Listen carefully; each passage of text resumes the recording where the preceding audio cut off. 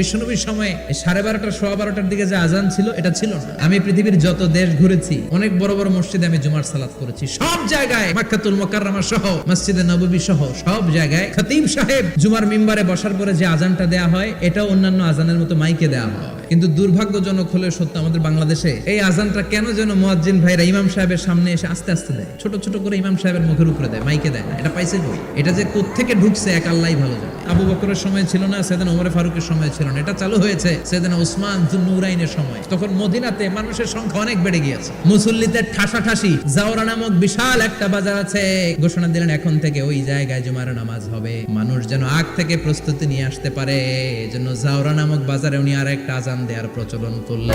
मेरी डूबती कश्ती को मौला तू सहारा दे, आतिश का समंदर है मुझको तो किनारा दे।